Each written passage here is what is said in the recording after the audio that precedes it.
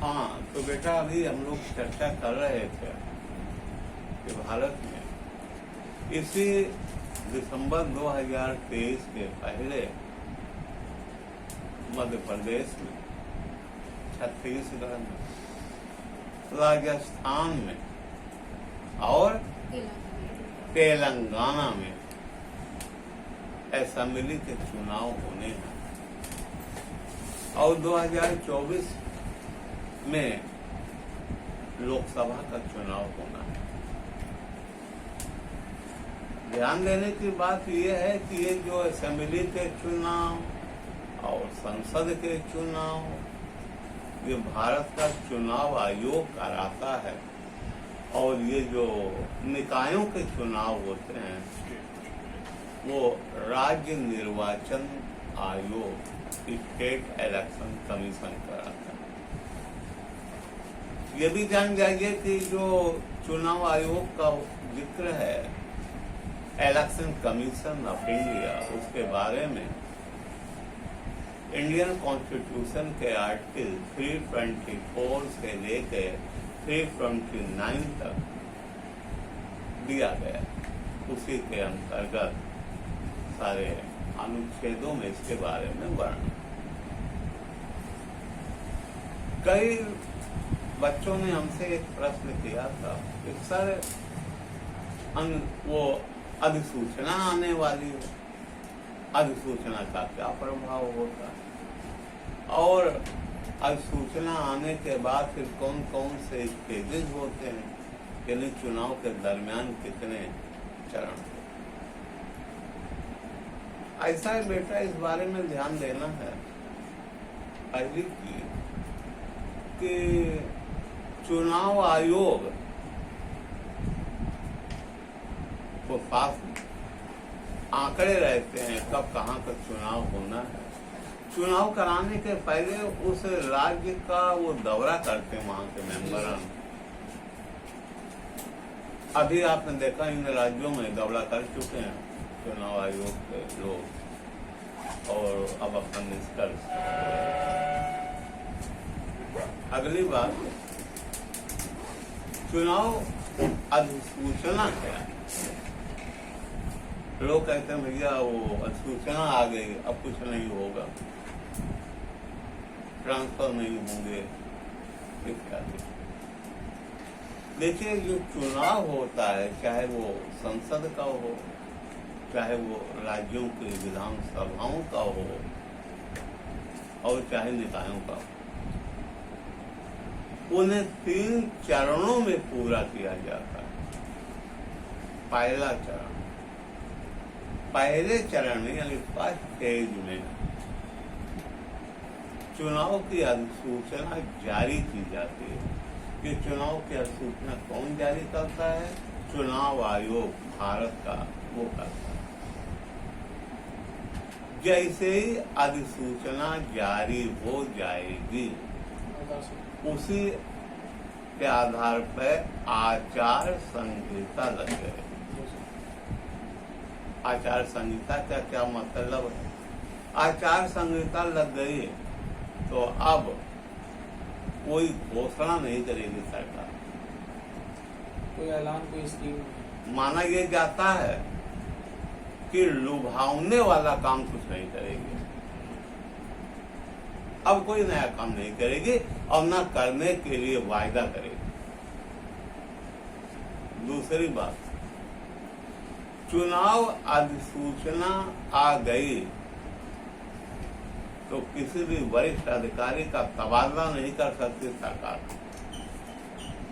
उसके लिए चुनाव आयोग की परमिशन लेनी पड़ती है। कई बार आपने देखा होगा कि कहीं से जिला मजिस्ट्रेट या वरिष्ठ पुलिस अधीक्षक का तबादला करना पड़ता है मजबूरी में, तो वो चुनाव आयोग के परमिशन से ही होता है। इसके विपरीत चुनाव आयोग जब भी आदेश देगा कि यहाँ से फला डीएम को हटा दिया जाए तो तुरंत हटा दिया जाए। जैसे ही डिक्लेरेशन ऑफ इलेक्शन होगा, यदि अधिसूचना आ जाएगी तो वहाँ बेटा उन डेट्स का ऐलान हो जाएगा कि नॉमिनेशन फला तारीख से शुरू हो जाएगा और इस तारीख तक होगा। जैसे 14 अक्टूबर से शुरू होगा और 19 अक्टूबर तक लोग अपने पर्चे भर सकेंगे। इसके बाद 2 दिन दिया जाता है, अगर कोई पर्चा वापस लेना चाहे तो अपना पर्चा वापस ले सकता है। और इसके बाद तब उनकी जांच की जाती है, कुछ निरस्त भी किए जाते हैं।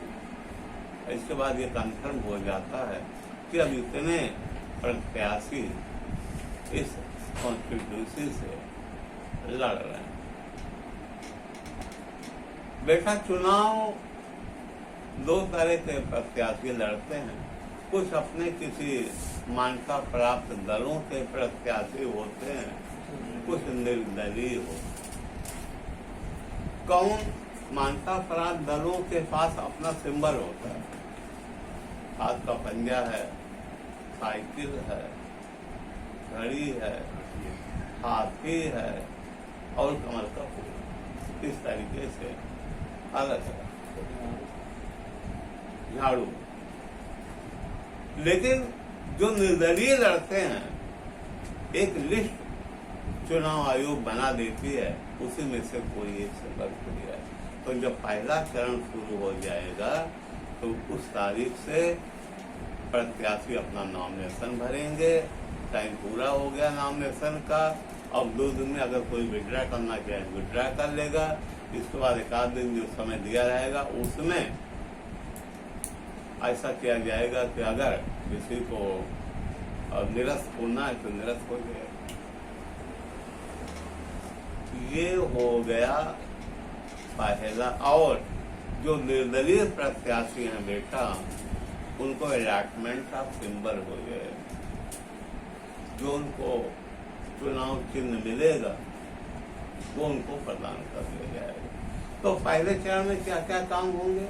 पहला चरण उसी दिन शुरू होगा जिस दिन से अधिसूचना जारी हो गई।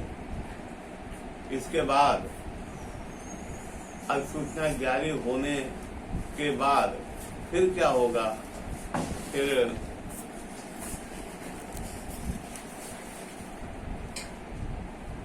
वो प्रत्याशी लोग अपना नामांकन पत्र भरेंगे,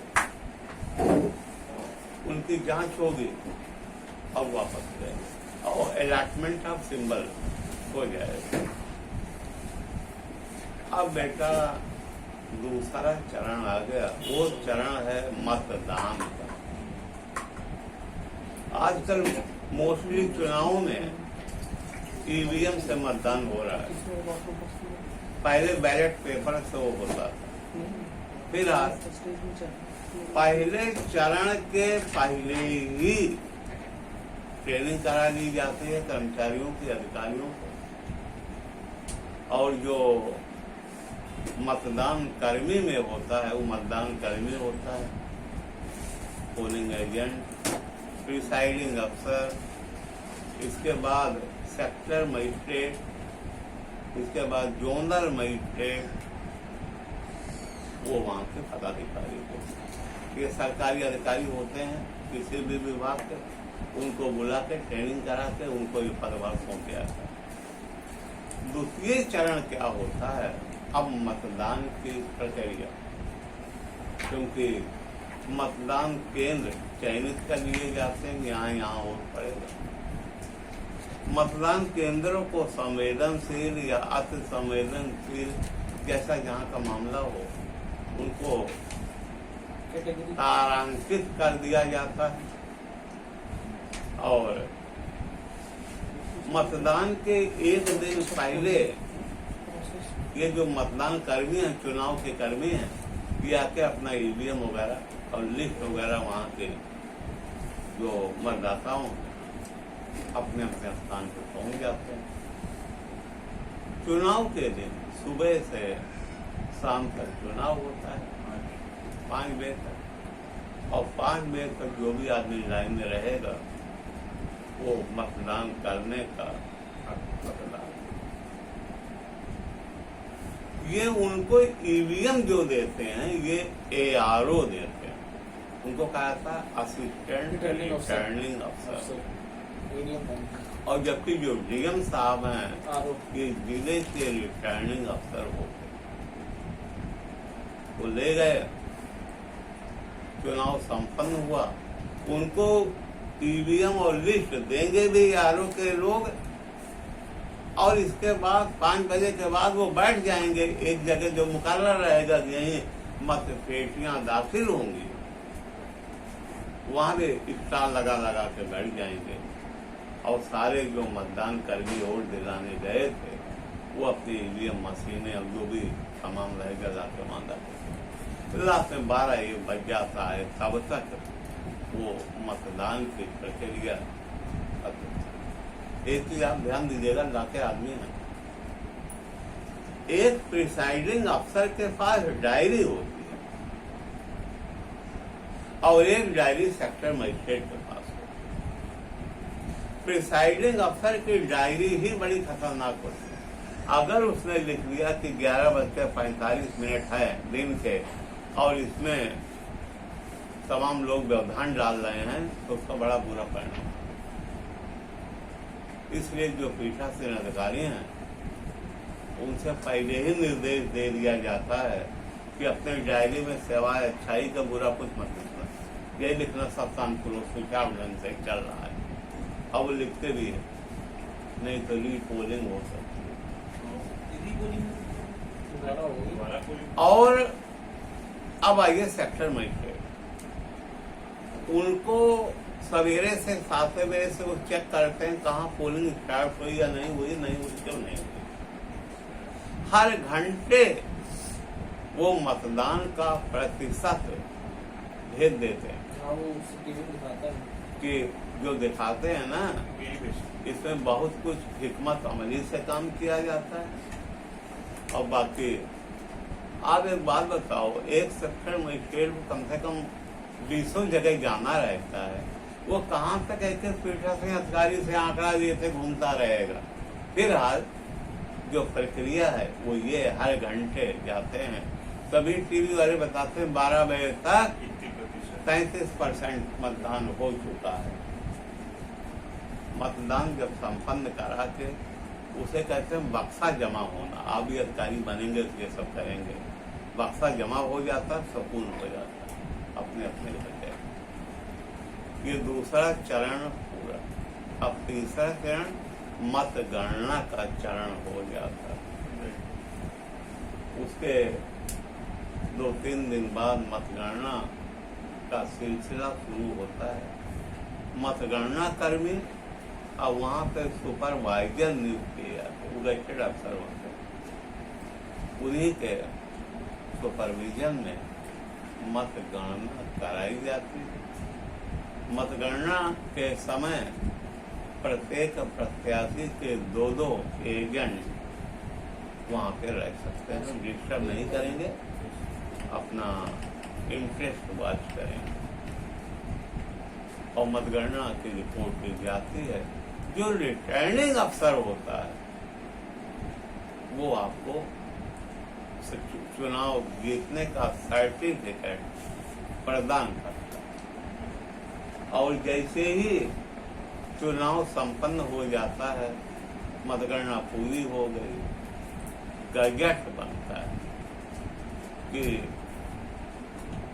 उत्तर प्रदेश के 403 विधानसभाओं के सीटों में